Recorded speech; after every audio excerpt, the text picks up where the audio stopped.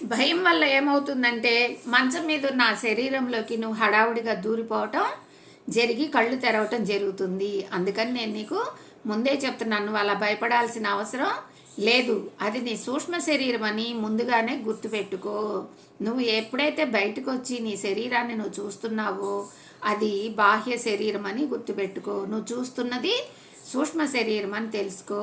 అలా హడావుడిగా నువ్వు తిరిగి వెళ్ళిపోకూడదని నా కోరిక. నువ్వు భయపడి దవిక్కన అందులోకి దూరిపోతావని చెప్పి నేను ముందుగానే ఇవన్నీ నీకు చెప్పేస్తున్నాను అంటున్నాడు. ప్రతిరోజు రాత్రి నువ్వు శరీరాన్ని వదిలి యువతలకి వస్తున్నా అదేమీ నీకు గుర్తుండదు.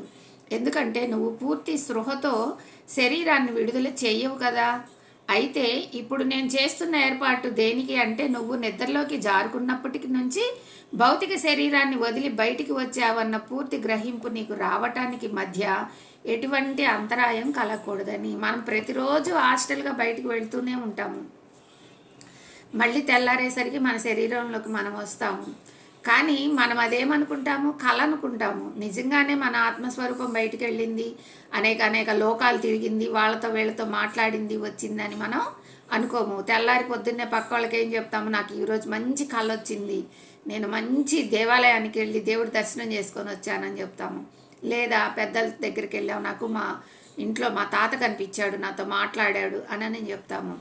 కానీ మనము ఎప్పుడైతే ఇలాగా స్పృహతో ఉండి ఎరుకతో ఉండి మనం ధ్యాన స్థితిలో ఉండి బయటికి ఆత్మస్వరూపం వెళ్ళి అక్కడ జరిగేవన్నీ కూడా చూసి మళ్ళీ తిరిగి ఈ దేహంలోకి వస్తామో దానిని మనం ఇప్పుడు హాస్టల్ ప్రయాణం అని తెలుసుకుంటున్నాము. ఇది హాస్టల్ ప్రయాణం. కానీ అక్కడ నిద్రలో జరిగేది మనకి స్పృహ ఉండదు కాబట్టి దాన్ని కళ అని అనుకుంటాము. ఇక్కడ మనం ఎరుకుతో ఉంటాం కాబట్టి దీన్ని హాస్టల్ ప్రయాణం అని తెలుసుకుంటాం అనమాట. అదే చెప్తున్నాడు, నువ్వు రోజు చేస్తున్నావు హాస్టల్ ప్రయాణం, కానీ ఈరోజు ఆత్మస్వరూపాన్ని ఎరుకతో చేస్తున్నావు. ఎరుకతో నువ్వు హాస్టల్ ప్రయాణం చేస్తున్నావు కాబట్టి నువ్వు భయపడాల్సిన అవసరం లేదు. అక్కడ కనపడేవన్నీ కూడా నీకు నిజంగానే కనిపిస్తాయి కాబట్టి నువ్వు భయపడి మళ్ళీ శరీరంలోకి దూరిపోని అవసరం లేదు అని చెప్పి మొత్తం ఎలా ఉంటుందో మొత్తం అర్థం చేసుకునేలాగా చెప్పేస్తున్నాడు అనమాట. ఎందుకంటే మధ్యలో నువ్వు ఏంటా ఇది అని చెప్పి భయపడి నువ్వు శరీరంలోకి దూరిపోయావు అనుకో, హాస్టల్ ప్రయాణం అనేది ఆగిపోతుంది. అందుకని అంతరాయం జరగకూడదు, నీ హాస్టల్ ప్రయాణానికి అంతరాయం జరగకూడదు అని చెప్పేసి నీకు ఈ సూచనలన్నీ నేను నేర్పిస్తున్నానని చెప్పి చెప్తున్నాడు.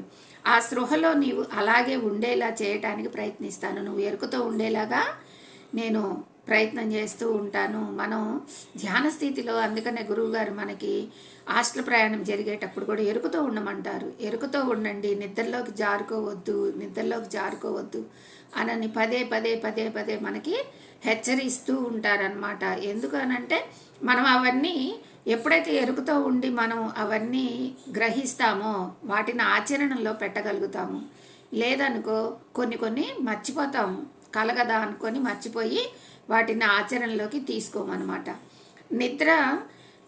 నువ్వు నిద్రలోకి జారుకున్న క్షణం నుంచి తిరిగి ప్రొద్దుట నీ శరీరంలోకి ప్రవేశించే వరకు నీ స్పృహ ఏకాకిలా ఉండేలా ప్రయత్నిస్తాను.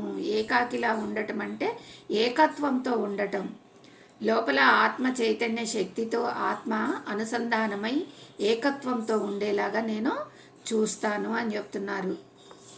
నువ్వు రాత్రి నుంచి తెల్లవారిన దాకా హాస్టల్ ప్రయాణం చెయ్యి, నువ్వు ఏకత్వంతో ఉండేలాగా నేను చూస్తాను, నీకు సహాయం చేస్తాను. అప్పుడు నీ కష్టం లేకుండా సులభంగా అంతా గుర్తుండిపోతుంది. నువ్వు అప్పుడు ఎరుకతో ఉన్నావనుకో, ఏకత్వంలో ఉన్నావనుకో, నీకు అంతా గుర్తుంటుంది. లేదు నిద్రలోకి జారుకున్నావనుకో మర్చిపోతావు. నీ భౌతిక శరీరం పడుకొని ఉన్నంతసేపు నువ్వు హాస్టల్ శరీరంతో ఎక్కడెక్కడ తిరిగి ఏమేం చేస్తున్నావో అన్నీ వివరంగా చెప్పగలుగుతావు. చూడండి ఎంత అద్భుతమో. మనం ఎప్పుడైనా సరే ధ్యాన స్థితిలో ఉండి హాస్టల్ ప్రయాణం చేస్తే మనం తప్పకుండా ఎక్కడెక్కడ తిరుగుతున్నామో, ఎవరెవరితో మాట్లాడుతున్నామో, ఏ చర్యలు చేస్తున్నామో అన్నీ కూడా మనకి జ్ఞాపకం ఉంటాయి అన్నమాట. దాన్ని అన్నిటిని కూడా మనం చక్కగా డైరీలో రాసుకొని ఆచరణలో పెట్టుకోవచ్చు. ఎందుకంటే మనం పరమ గురువుల దగ్గరికి కూడా వెళ్ళి వాళ్ళ సందేశాలను తీసుకుంటాము. మన పెద్దవాళ్ళ దగ్గరికి వెళ్ళి వాళ్ళ సందేశాలు తీసుకుంటాము. అమ్మవారి దగ్గరికి వెళ్ళి ఆమె చెప్పే అద్భుతమైన సందేశాలను తీసుకుంటాం. వాటన్నిటిని కూడా మనం గుర్తుపెట్టుకొని బుక్లో రాసుకున్నట్టయితే మనం చక్కగా వాటన్నిటిని ఆచరణలో పెట్టుకొని మన జీవితాన్ని అద్భుతంగా తీర్చిదిద్దుకునే అవకాశం మనకి ఉంటుందన్నమాట. అదే చెప్తున్నాడు, నువ్వు అక్కడ ఏమేం చేస్తావు అన్నీ కూడా నీకు గుర్తుంటాయి. ఆ స్పృహ ఎక్కడైనా తెగిందంటే నీకు అసలు ఏమీ గుర్తుండదు. ఎప్పుడైతే నువ్వు ఆ లింకుని వదిలేసావనుకో, నీకు ఇంకా నిద్రలో జారిపోతావు, హాయిగా నిద్రపోతావు. ఇంకా ఇంకా నీకు ఆ నిద్రలో కూడా నీకు హాస్టల్ ప్రయాణం జరుగుతుంది, కానీ నీకేది గుర్తుండదు.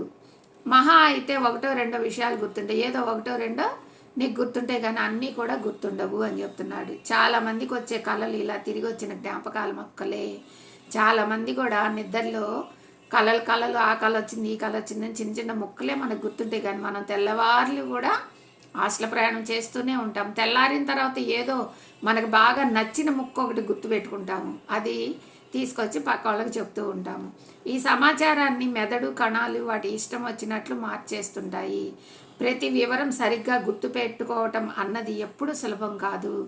ఎప్పుడు కూడా మనం అన్నీ క్షుణ్ణంగా మనం హాస్టల్ ప్రయాణం మొదలుపెట్టిన దగ్గర నుంచి ప్రతి ఒక్క అక్షరం కూడా మనం గుర్తుపెట్టుకోవాలంటే అది సాధ్యం కాదు. అందుకనే ఏకత్వంతో ఉండు, అంటే ఎరుకతో ఉండు.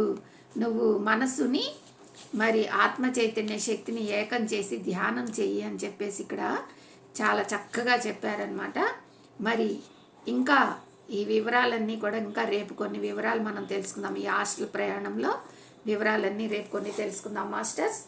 ఈరోజు స్వాధ్యాయం ఇది. Thank you friends, thank you.